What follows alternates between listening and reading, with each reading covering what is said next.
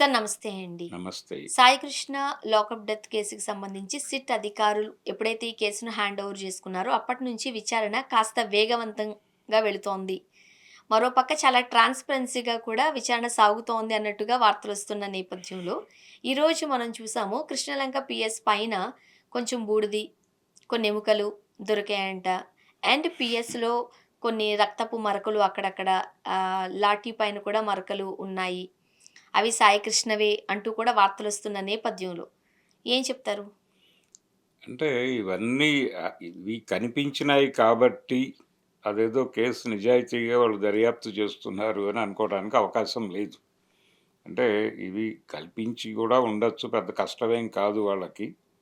రెండోది ఇంత వేగ్గా అలా వదిలేసి ఉండడాయన అంత టైం తీసుకుని. హ్మ్. ఈజీగా ఇవన్నీ కడుక్కొని జాగ్రత్తగా అంటే ఆయన స్టేషన్‌లో డ్యూటీలో ఉండగా ఆవిడ పదే పదే వచ్చెళ్ళారు మదర్. ఆ వచ్చినప్పుడైనా కాన్షియస్‌గా లాఠీలు కడుక్కోవటమో, లేకపోతే టెర్రస్ కడుక్కోవటమో చేసుంటారాళ్ళు. అందుకని ఆయనేదో అలా వదిలిపెట్టేసాడు సాక్ష్యాధారాలు. ప్రపంచం కోసం, లేకపోతే పరిశోధకులకి సహకరించటం కోసం సాక్ష్యాలు వదిలిపెట్టేసాడనేది కాదు. ఒకటి ఈ కథలో ఒక ప్రధాన ట్విస్ట్ ఏంటంటే, సీఐ గారు సిట్ అధికారుల ముందు మొత్తం నాదే బాధ్యత, ఇంకెవరికీ ఏ సంబంధము లేదు అని కర్త చెప్పాడు. కర్మ క్రియ నేనే అన్నారు. నేనే అని చెప్పాడు. ఫైనల్‌గా ఆయన్ని తీసుకెళ్ళేటప్పుడు కూడా ఆయన మొఖంలో ఏ రకమైన ఎక్స్‌ప్రెషను కనబడలేదు. ఆ జీప్‌లో తీసుకెళ్తున్న విజువల్‌లో కూడా. చాలా పద్ధతిగా ఆయన వెళ్ళాడు. రిమాండ్‌కి తరలించారు. కేసు పెట్టేటప్పుడు కూడా రాష్ట్ర ప్రభుత్వం చాలా స్పష్టంగా చెప్పింది. హా! ఇది లాకప్ డెత్‌గానే ఎస్టాబ్లిష్ చేస్తున్నట్టుగా వాళ్ళ వ్యవహార శైలంతా నడిచింది. ఆయన కూడా ఒప్పుకున్నారు కదా సార్ చంపేసాము అవును. అని. అంటే ఒప్పేసుకున్నాడు కానీ, అదే మొత్తం కర్త, కర్మ, క్రియ నేనే అని చెప్పడం అంటే ఒప్పుకోవటమే. కన్ఫెషన్ ఇచ్చినట్టుగానే చూడాలి కానీ, అదే మనిషి మళ్ళీ ఈ జడ్జి గారితో ఏర్పాటు చేసినటువంటి వీడియో కాన్ఫరెన్స్‌లో మళ్ళీ నన్ను ఇరికించే ప్రయత్నం ఏదో జరుగుతోంది అన్నట్టుగా మాట్లాడాడాయన. ఇంకొక మాట కూడా అన్నారు. నన్ను పోలీస్ కస్టడీకి ఇవ్వద్దు. హ్మ్. ఒకవేళ ఇచ్చినట్లయితే నా నన్ను పని కూడా సాయి నన్ను కృష్ణలాగే అయిపోతదేమో. బతకనిస్తారో, చంపేస్తారో తెలియదు అని మాట్లాడాడాయన. ఈ ఈ మాట సామాన్యులు వేరే వాళ్ళు ఎవరైనా అనుంటే వేరే రకంగా ఉండేదేమో. ఆయనే ఒక పోలీసు, అంటే పోలీస్ పోలీసు అధికారి ఏ వ్యవహారాన్ని ఎలా డీల్ చేస్తారో ఆయనకు సంపూర్ణంగా తెలుసు. తెలుసు. స్వానుభవం తెలుసాయన. అందుకని స్వస్వరూప జ్ఞానము అంటాం మనం. అలా ఆయన జ్ఞానం ఆయనకుంది. అందుకని ఆయన లాకప్‌లోకి వెడితే ఒక క్రిమినల్‌గా ఆయన గనక లాకప్‌లోకెళ్తే అవతల పోలీస్ ఆఫీసర్ ఎలా వ్యవహరిస్తాడో తెలుసు కాబట్టి నేను బతుకుంటానో, చస్తానో తెలీదు నాకు. కాబట్టి దయచేసి నన్ను కస్టడీకి ఇవ్వకండి అనేదాకా వచ్చాడాయన. హ్మ్. రెండోది ఆయన నన్ను ఇరికిస్తున్నారు అని చెప్పడం. ముందేమో ఆయన సిట్ దగ్గర మొత్తం నేనే అని చెప్పుకోవడం. దాదాపుగా అదే అభిప్రాయం. జనరల్‌గా కోర్ట్‌లో పెట్టినప్పుడు క్వెషనింగ్ అని ఒక ప్రోగ్రామ్ ఉంటుంది. ఎఫ్ఐఆర్‌తో ఆహ్, ఇతన్ని కోర్ట్‌కి అప్పజెప్పినప్పుడు కోర్ట్ వారు నార్మల్‌గా అడుగుతారు. బాబు నీ మీద ఈ నేరం మోపారు. ఈ నేరం ఉంది నీ మీద. పోలీసు వారు చెప్తున్నారు. నిజముందా దీనిలో అని అడుగుతారు క్యాజువల్‌గా. అడిగినప్పుడు కూడా ఆయన ఏం మాట్లాడలేదు అక్కడ కోర్ట్‌లో. జనరల్‌గా ఎవరు ఏం మాట్లాడరు. హ్మ్. ఈయన ఆ రోజే మాట్లాడి ఉండాల్సింది. నిజంగా ఇరికించుతున్న పరిస్థితి ఉండుంటే, బాబు ఇలా నీ మీద ఈ అభియోగం మోపారు అన్నప్పుడు మోపారో, ఉందనో ఏదో చెప్తారు వాళ్ళు. చెప్పినప్పుడు అయ్యా దీనిలో చాలా దుర్మార్గం ఉందండి. నన్ను బలవంతంగా ఇలా చెప్పమని చెప్పారు అనో ఏదో చెప్పుకోవాలాయన.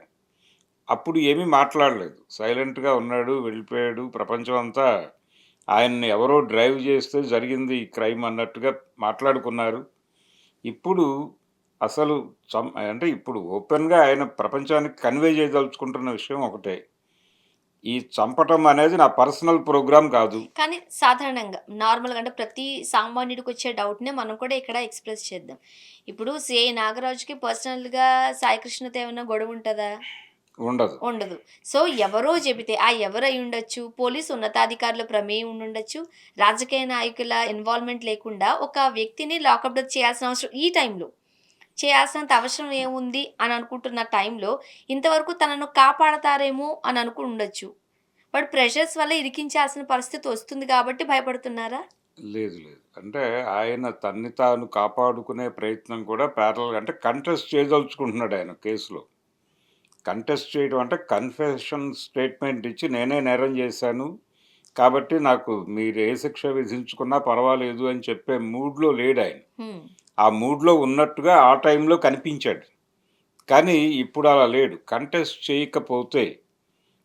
చేయకపోతే ఆయనకు పర్సనల్‌గా నష్టాలుంటాయి. ఏ నష్టాలుంటాయంటే, ఒకటి ప్రపంచం ఇతనే హంతకుడు అని అనుకుంటుంది ఒక ప్రమాదం. తనేదో వేరే ఇంటెన్షన్‌తో ఎవరి దగ్గరో డబ్బులు తిని చేశాడు అని అనుకుంటారు. ఇలా అనుకోవడానికి అవకాశం లేకుండా నా మీద ప్రెజర్ ఉంది అనేది కూడా ప్రపంచానికి తెలియాలి. తెలియటం ద్వారా అవతల వాళ్ళు అప్రమత్తమయ్యి ఇతని పట్ల దయగా వ్యవహరించే అవకాశం ఉంటుంది. హ్మ్. నా నుంచి మీకు ఎప్పటికైనా ప్రమాదం ఉంటుంది అనేది ఇండికేట్ చేస్తూ ఉండాలి ఇతను క్రమంగా. లేకపోతే అవతల వాళ్ళు ఏ చర్యలు తీసుకుంటారో తెలీదు ఇతనికి. ఎందుకంటే ఇలాంటి కేసుల్లో జనరల్‌గా అంతిమ సత్యం బయటకు రాకుండా ఉండటానికి సబ్ జైళ్ళలో చంపేయటము లాంటి కార్యక్రమాలు జరిగిన సంఘటనలు కూడా చూసాం మనం హ్మ్. ఇంతకు ముందు. పరిటాల రవి గారి కేసులో ఏ విట్నెస్‌ని ఎలా ఎలా చంపేస్తూ వచ్చారో చూసాం. అదే పద్ధతి ఎక్కడైనా జరుగుతుంది. అలాంటిది జరుగుతుంది అనే జ్ఞానం ఉంది అతనికి. అందుకని మన అవసరం ఉంది వీళ్ళకి అనేది ఎప్పటికప్పుడు ఎస్టాబ్లిష్ చేయటం బెటరు అని అనుకుంటున్నాడు. ఆ వ్యూహంలో భాగంగా ఆయన లేదు లేదు నన్ను ఇరికించే ప్రయత్నం జరుగుతోంది. నన్ను మీరు కస్టడీకి ఇస్తే చంపేసే అవకాశం ఉంది. కాబట్టి నేను బతకాలంటే నన్ను కొంచెం స్పెషల్‌గా ట్రీట్ చేయండి. నా గోడు మీరు ప్రత్యేకంగా వినండి. ప్రత్యేకంగా వినటము అంటే ఎవరు లేకుండా కోర్టులో మొత్తం అందరినీ బయటకు పంపించేసి నా గోడు వింటాను అంటే నేను చెప్పుకోవడానికి సిద్ధపడతాను అన్న ధోరణిలో మాట్లాడాడు ఆయన. అలాంటివి జరుగుతాయి కోర్టులో. అలాంటి విచారణలు కూడా జరిగిన సందర్భాలు ఉన్నాయి. కాబట్టి టోటల్‌గా ఆయన మనసులో నేను కంటెస్ట్ చేయదలుచుకున్నాను అని చెప్పడం అవతల వాళ్ళకి వార్నింగ్. ఆ వార్నింగ్ ఇవ్వటం ద్వారా వాళ్ళు కొంత డిఫెన్స్‌లో పడతారు. మా పేర్లెక్కడ బయటకొస్తాయేమో అనే వాళ్ళని భయమా? ఆపటం. వాళ్ళని ఆపటం అనేది నా ప్రాణానికి ప్రమాదం ఉంది అనేది ఇండికేట్ చేయటం అంటే, ఒకవేళ రేపొద్దున జైల్లో ఏదైనా వివాదంలో ఏ ప్రిజనర్‌తోనైనా ఏదైనా చేయించొచ్చు కూడా. హ్మ్. రేపాయన అదే ఆయన ఉంటున్నటువంటి జైల్లోనే, ఆయన ఉంటున్నటువంటి బ్లాక్‌లోనే ఇంకెవరినైనా వాళ్ళు కంట్రోల్‌లోకి తీసుకొని ఆపరేట్ చేయొచ్చు కూడా. అలాంటి అవకాశాలు ఉన్నాయి. అలా జరిగిన సందర్భాలున్నాయి. అందుకని ఇలాంటి ప్రమాదాల నుంచి కూడా తన్ని తాను కాపాడుకోవడం ఆయనకు అవసరం. సో, ఇవన్నిటిని దృష్టిలో పెట్టుకుని, తను ఆల్రెడీ ఎవరికైనా ఈ కమ్యూనికేషన్ చేసి, నాకు ఈ ప్రమాదం వాటిల్లితే మీరు దీన్ని ఓపెన్ చేయండి అని చెప్పాడేమో బయట. అది ఎస్టాబ్లిష్ చేసుకున్న తర్వాత వచ్చి అరెస్ట్ అయ్యాడేమో! ఈ డౌట్లు కూడా క్రియేట్ చేసే ప్రయత్నం చేస్తున్నాడు అతను.